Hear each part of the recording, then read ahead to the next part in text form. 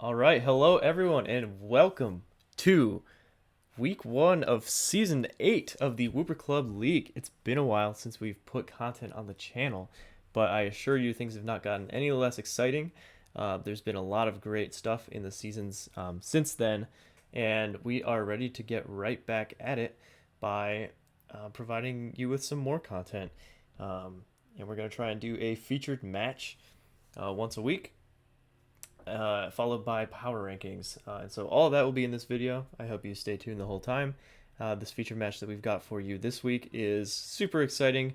Came down to the wire, and definitely worthy of being spotlighted here. I am joined this week by Joey. So go ahead. Hello. Yeah, and Great to be back for another season. yeah, welcome. And Steven. Hi, everybody. Yeah. So I will. I think the general idea is that I will be running this portion of the video with the featured matches week to week and bringing in a revolving cast of guests to join me, and then yeah, the power rankings will be run primarily by the same partners as in the past of Stephen and Nate, and then having a guest on every week as well. So that said, like I said, I hope you're looking forward to the content, and we are going to jump into this battle in three, two, one. So, all right off the bat here, we've got Cradilly Piggly Wiggly coming in, All right, and all Lantern on the other side. So, not the lead that Elf Owls was expecting to see here with the Storm Drain on that Cradilly. So he's going to switch out right away and bring in Escavalier. So, right. All right. Rocks, that'll be helpful. yeah, Rocks, definitely good to do on a switch. Yep. And here comes that rain that, Joe's going to be relying on so much this season. So, Knock Yep. off, and we lose Stamp Rock. So no more 8 turns of rain in the future. yeah. So, all right, rain continues to fall. Lantern comes back in to try and take advantage of this rain for itself, and the Toxic is going to come out on that switch. So, um, Pelipper putting some pressure on here as the rain is still continuing to fall. So, All right, Piggly Wiggly's back. Again, trying to take advantage of a water type attack. Lantern deciding to get out of there with the Volt Switch. Once again into Escavalier, looking to take advantage of this matchup against Piggly Wiggly with that strong Iron Head.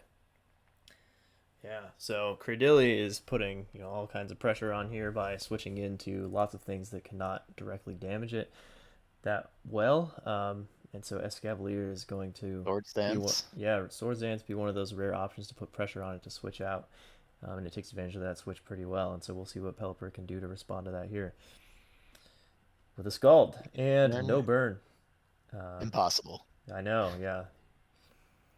And so another knockoff on Pelipper, which has already lost its item. Um, so not going to get that boosted damage, but it is indeed still raining. Still from that first turn. So this, or whenever, yeah, Pelipper first came in. So Yeah. the predicted Scald into the Water Absorb,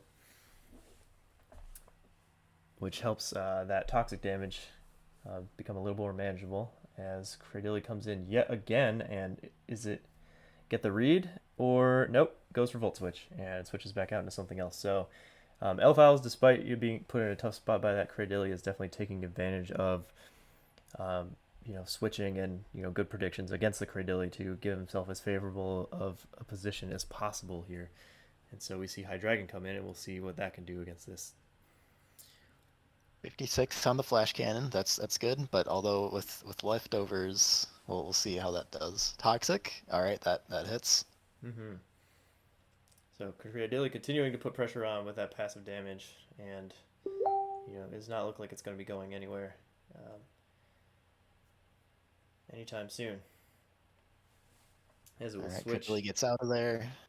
Mm-hmm. Doesn't want another flash cannon. Meteor for little damage on Aegislash there. Yeah, so a solid read from Sazbo. And some more passive damage, and now Hydreigon, isn't going to be able to do much without switching out. As it does, in comes Tangrowth, which Sazbo has since indicated that he was very afraid of in this matchup. But he's not backing down. In fact, he's doubling down on Aegislash by boosting Swords Dance and going for it yet again. So we'll see if he's able to break through here. As Tangrowth goes for an Earthquake, which will not KO, not even close. And where's the weakness policy? Oh boy. Yeah, so he's maxed That's a out and big ready to attack go. set.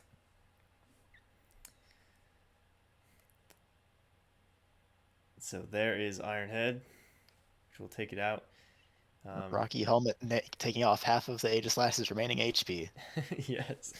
So, But being able to break through the Tangrowth, that physical wall that checked so much of his team, is huge. That is exactly, true. so he's in a much better spot here, and Fortunately, loses the Aegislash buffs, but wasn't gonna out priority the Bear Scuda anyways. And into an Aqua Jet. Finally, the special attack boost. Here comes the Piggly Wiggly sweep. Yeah, and during the match, I was kind of joking. I'm like, oh yeah, what's Cradily gonna do with the special attack boost? But then you see here that Giga Drain. So that's what it's gonna do, and that's some very reasonable damage. Yeah, definitely nothing to sneeze at, especially with that Toxic. Makes it an easy 2-hit KO if Lantern would decide to stay in here. So what's it gonna do? Not even go for the Volt Switch. Going to directly switch out into Escavalier, and just absolutely tank that Giga Drain. So.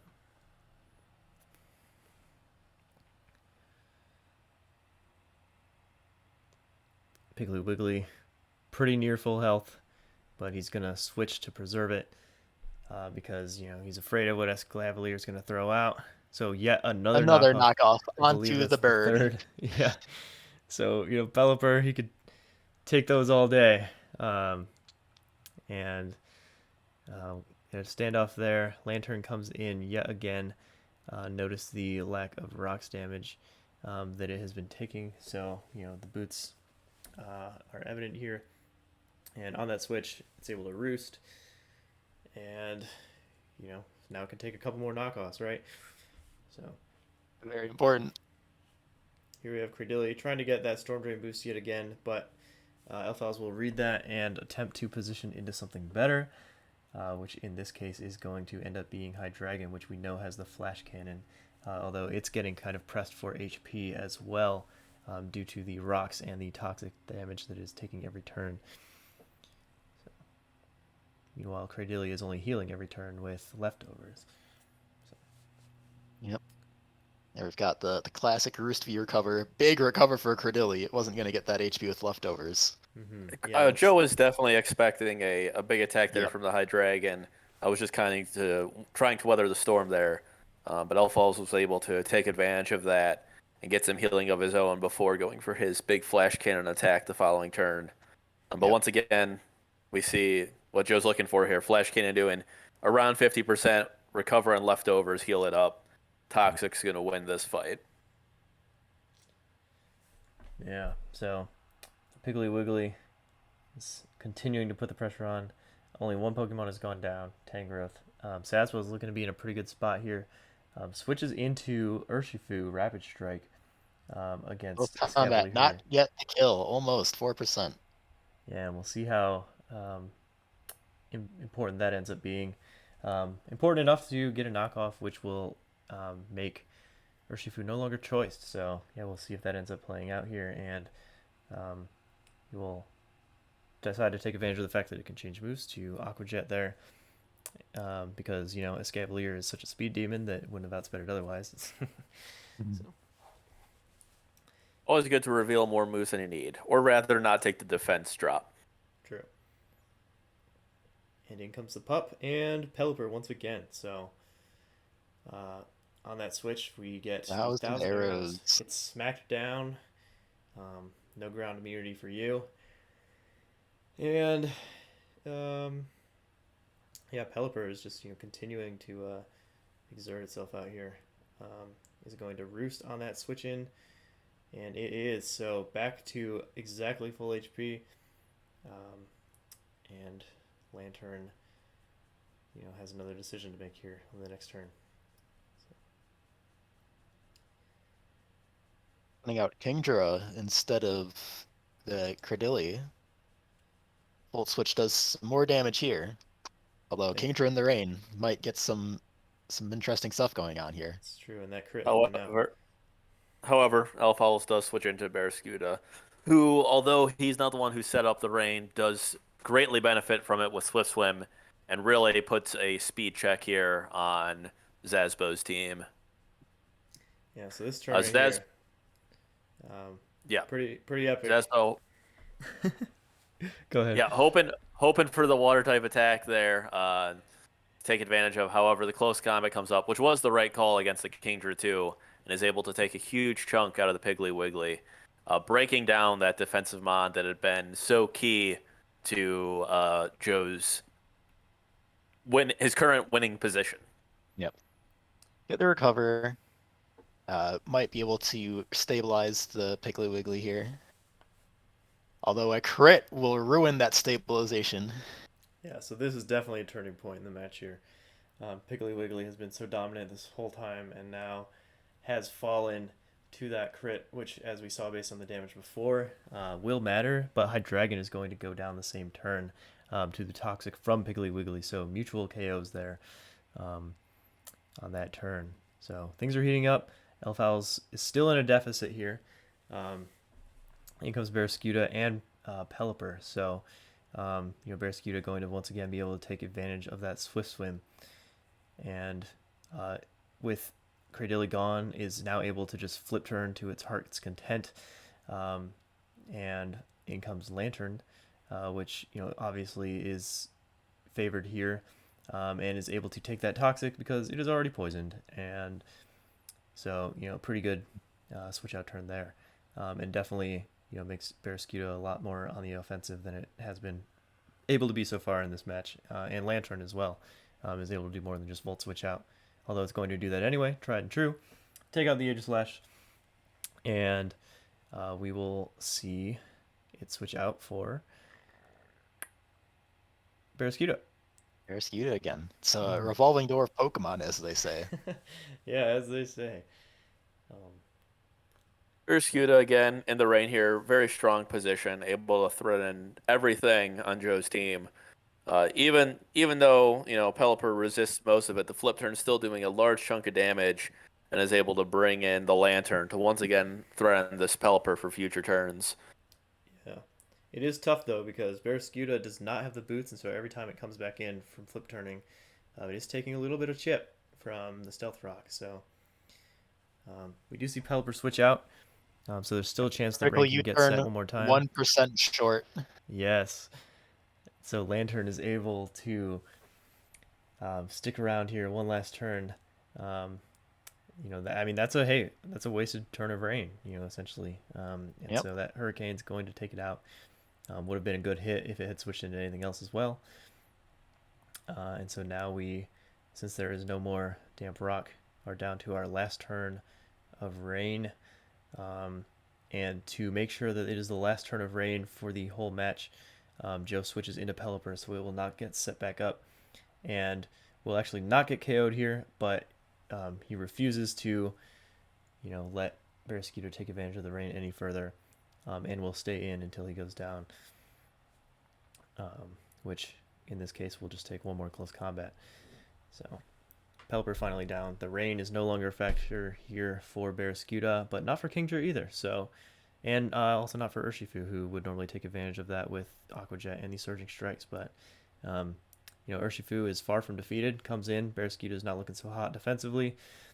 Switches into Zygarde, and we see the Aqua Jet come out, looking to pick up a KO on Barraskewda. Be leftovers as the Zygarde's item. Mm-hmm. Joe switches out here. This might have been a misplay here at the end. I don't think the Zygarde would be able to pick up a KO against the Urshifu in that situation. And Urshifu with Surging Strikes or Close Combat would have picked up the KO. Been in a pretty good spot. Instead, switching to the Weavile. the extreme speed to finish it. It's game changer. Your ice shard is nothing to him. Coming back out, realized he should have stayed in. Lost the Weavile for no gain here. Takes the 1,000 arrows pretty cleanly here, and is able to cleanly pick up the KO with the surging strikes. A little bit Don't know what frailer that's than he about. was before. Coming in, the Barraskewda, Blastmon, and Alpha Owl side after the rocks down to 26%. So Joe now, again goes for the Aquajet here, does not get the KO, and falls to a close combat. Another option Joe could have had there would be to swap into the Kingdra to take the close combat and then have the Urshifu come out once the defense was lowered. true. That would have also helped in this game, but it also wasn't clear what the Barraskewda's full moveset was. Queendra comes in to fall through the close combat, and there goes the game. Yeah, so very close. Interesting use of that rain weather on both sides. And as we mentioned at the end of the battle there, just a couple of different plays could have easily changed which direction this battle went. So great match, definitely worthy of being the featured match. And by the time that this was played, this was actually the last match of the first week, and so we have now gotten a taste of every single team and what they are able to do this season. So do you guys have any closing comments before we bump it over to the power rankings? It was a very fun match to watch. A lot of action going on both sides and fun moments. Yeah.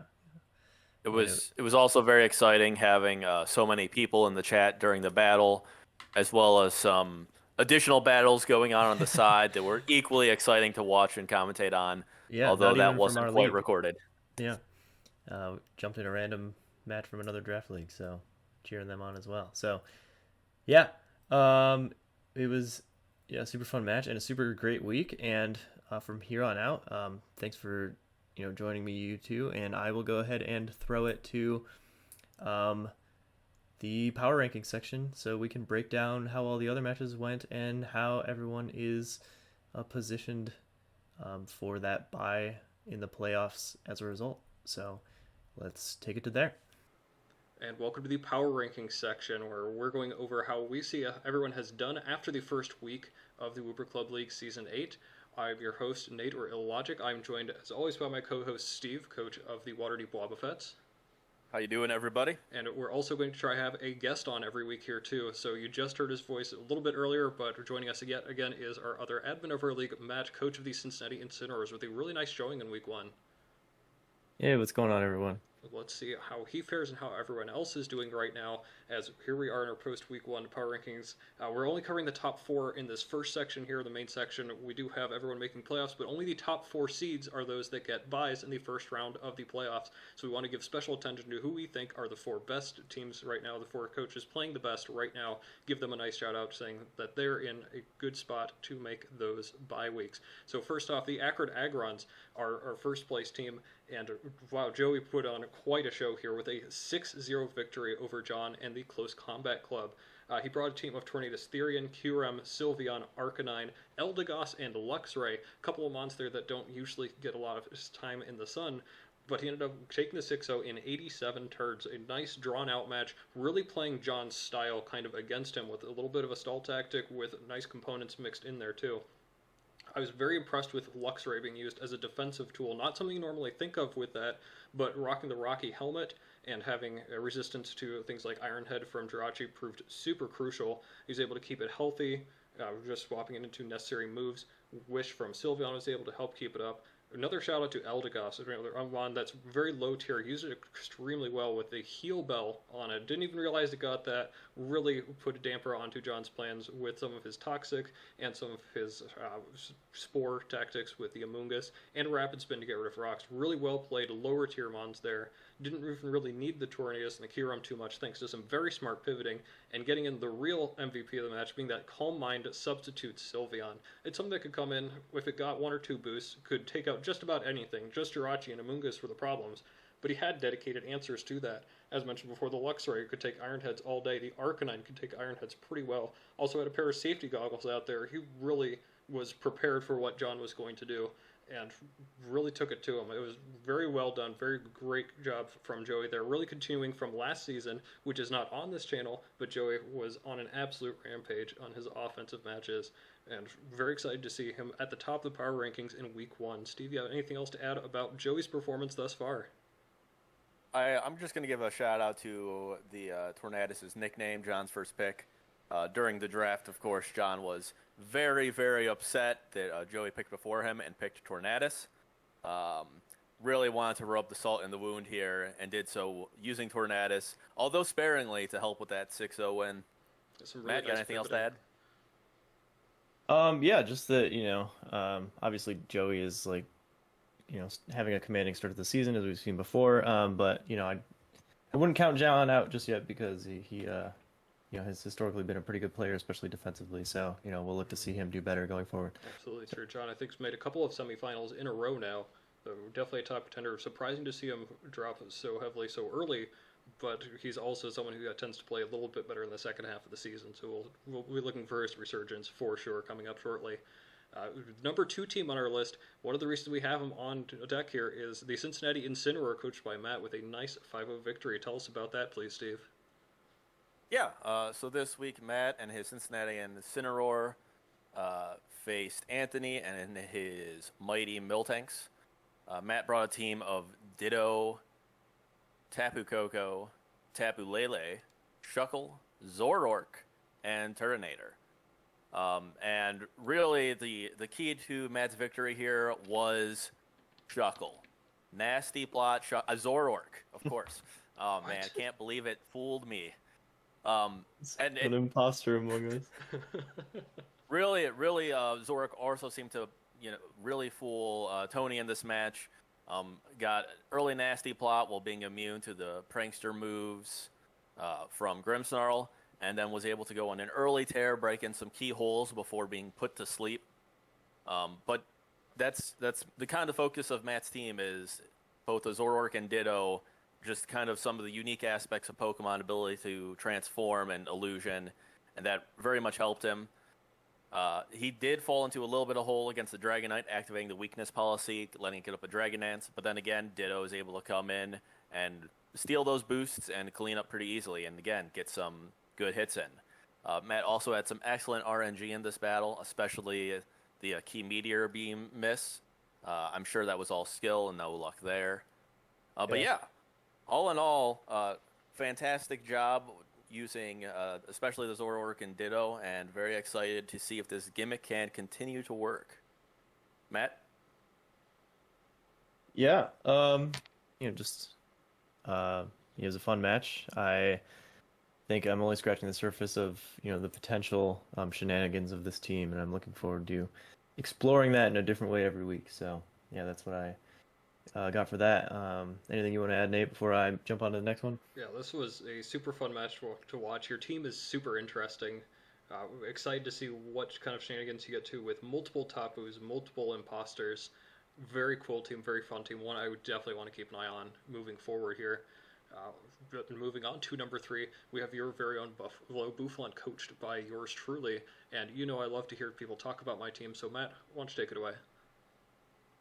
Sure. So in this battle, Nate kind of commanded the board position from the very first turn, where we had Galvantula out, using Sticky Web to think that it would get, kind of the jump in the lead right from the get-go there, and then, maybe Volt switch out into something else. But then Vanillex just goes right for Blizzard and is able to one-shot it. And I think that ever since that turn, this was a relatively quick battle. It was kind of tough for the Psyducks to, really get a good footing going forward. And, they had lots of answers to, what the Boufflant had, on their side. But because, just that momentum was shifted against them that whole time, it was hard to get the right things in at the right time. And, in particular, Quillfish was the second Pokemon that was taken out on that side of the board from the Psyducks, and that was like the designated Tapu Bulu counter in this case, and that going down too early, just made it even more difficult to recover. And Bulu actually never even ended up needing to come out because Arctovish, after that removal, was able to come in and take advantage of the hail for Slush Rush and the fact that it had boots on to not have its speed lowered from the Sticky Web to just sweep with Vicious Rend and claim a dominant 4 KOs, which is cementing it as the kill leader for this point in this season. So Arctovish is definitely something to watch out for, as well as the Buffalo Buffalant in general. And the boots ended up being very impactful, not only for Arctovish, but for Zero Aura as well, who was packing those. It's known for its lightning fast speed, and it was able to keep that speed up by not getting the drop on the switch in. So, yeah, definitely a team to look out for here. I think that, from the Psyduck side, they're definitely a team to look out for as well. However, just with how, one-sided this match was, I think that, there was a clear disparity here, and the Buffalo Buffalant are, well worthy of the number 3 spot for this week, and we'll see how they position going forward. So yeah, any other comments from, let's say, Nate? Yeah, this was. I feel pretty lucky for sure. Getting a very lucky crit on the Quillfish really just cemented things being one-sided there. Not only that, it kind of hid a lot of what my team could do, but as you said too, it hid a lot of what Zach's team could end up doing in the future too. I don't feel like we got to see the totality of what both teams can do, but I feel very good, very comfortable with the team. Cool to see two of my lower point mons put in a little bit of work with that mini Hail Core, and hopefully I can pick up a little bit more success in the future with Arctovish as the KO leader. What do you think about all that, Steve? I would like to correct you there. Your bottom tier mons did not put in a little bit of work there. They put the team on their back and ran to the end with that Slush Rush. Both of them being key in this victory. Vanillux, not just setting up the hail, but as Matt mentioned, picking up the early KO with Blizzard, and then pulling out Ice Shard for a nice pickup in the middle of the match. Really did all the work. Zero Aura, landed a hit and weakened things, but it was all the Hail Core there winning this entire game. I'm very, very happy to pick up a nice little core there for cheap. Vanillux, don't sleep on the ice cream cones. Ben and Jerry there.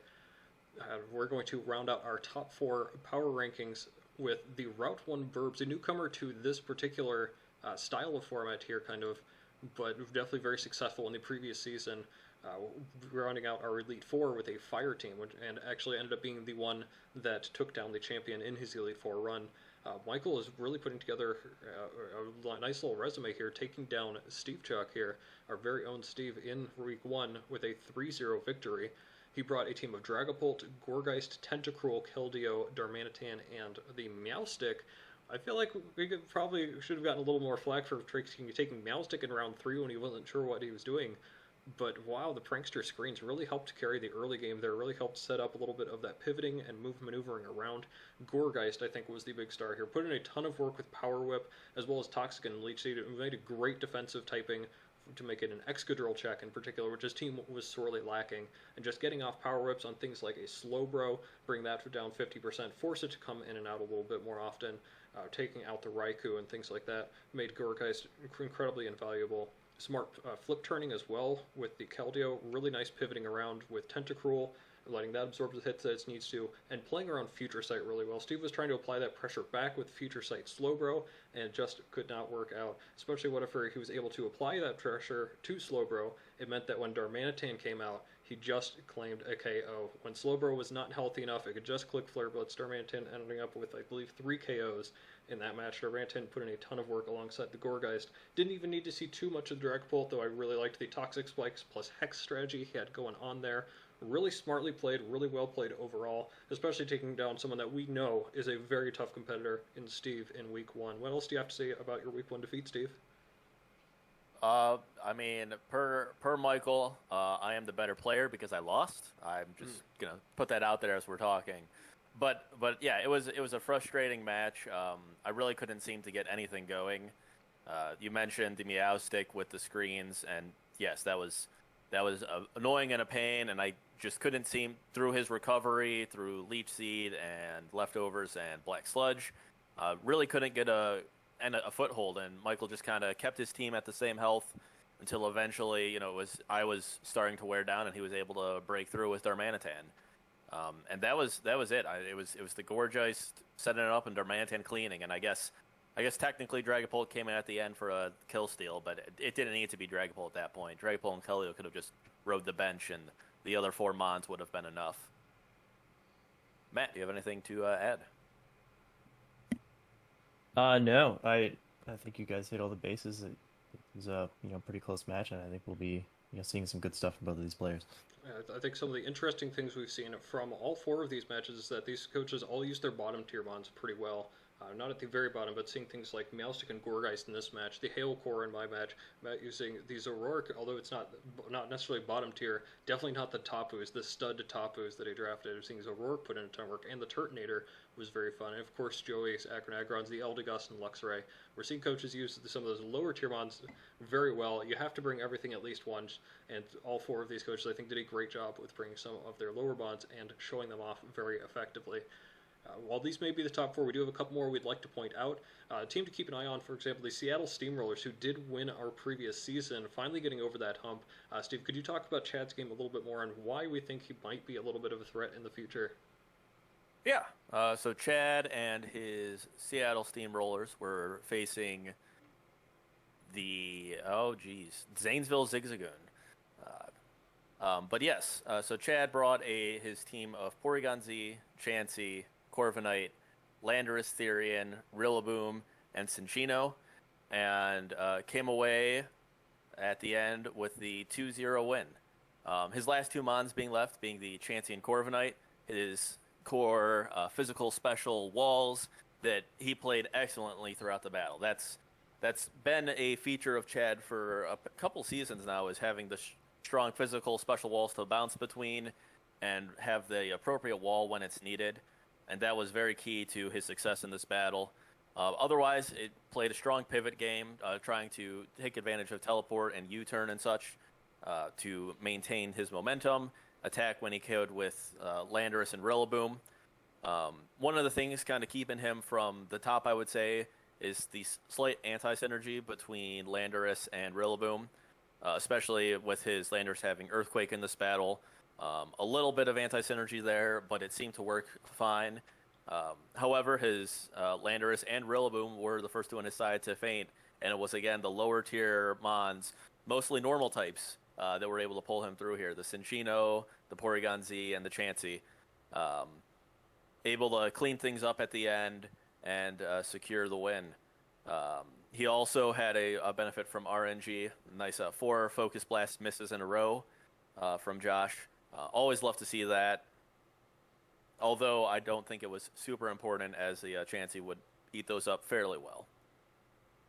Matt, do you have anything you want to add? No, sir. That pretty good match to be our first one to look out for.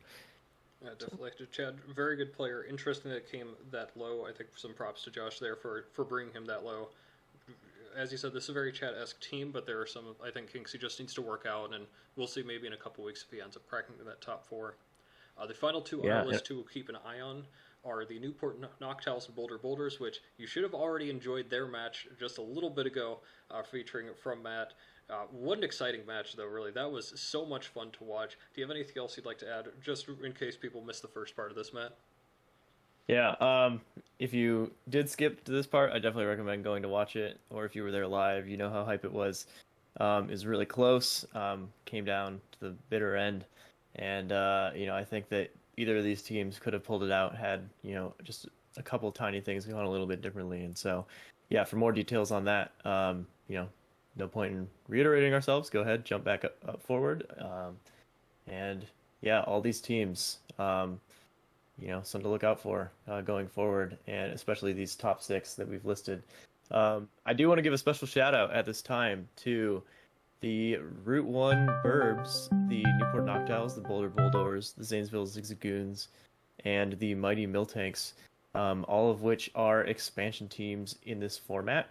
So, they just came together, created their team names not too long ago, participated in the draft, all had a decent showing through that, and, have now put their very first week of draft league behind them. So I think considering that, they definitely could have done much worse. I mean, to have two of those teams in our top 6 is, pretty stellar so far. So, I'm looking forward to seeing how they cement themselves in the rankings going forward. And that is all I have. Anything else you all want to say before we close out the video? I would definitely second what you said. Taking that first step into draft league is very cool. Having a team that you were able to draft and put together yourself, and taking that next step into some very exciting matches from everyone that is new. Very cool to have them. The competition is higher than ever. Very exciting match all the way around. Mm-hmm. Definitely, for sure. Yeah, I will also mention that this week our top 6 did line up with the top 6 in ranking overall. After just 1 week, we had an interesting spread of scores this week. If I go down the whole list, we had a 6-0, a 5-0, a 4-0, a 3-0, a 2-0, and a 1-0 in the matches. So we had every possible spread except for that 0-0 win. And if I just run down the full list of actual rankings based on placement, that order is the Akron Agrons, Cincinnati Incineroar at number 2, Buffalo Bouffalon at 3, Route 1 Burbs at 4, Seattle Steamrollers at 5, Newport Noctowls at 6, Boulder Boldores at 7, Zanesville Zigzagoons at 8, Waterdeep Wobbuffets at 9, Summit County Psyducks at 10, Mighty Miltanks at 11, and the Close Combat Club at 12. So anything could change. It's only been 1 week. And we hope you'll stick around through the later weeks to see how things get shaken up. It's an exciting start to the season, and I'm looking forward to see where we go from here. Yep, I think that'll wrap things up for here. Hope you enjoyed the feature match at the beginning, the power rankings at the end. Let us know what you think. Did you like this format? Anything that we can do better? Anything that you'd like to see improved, or was this something you just really liked? Please reach out, let us know. But that'll do us from us.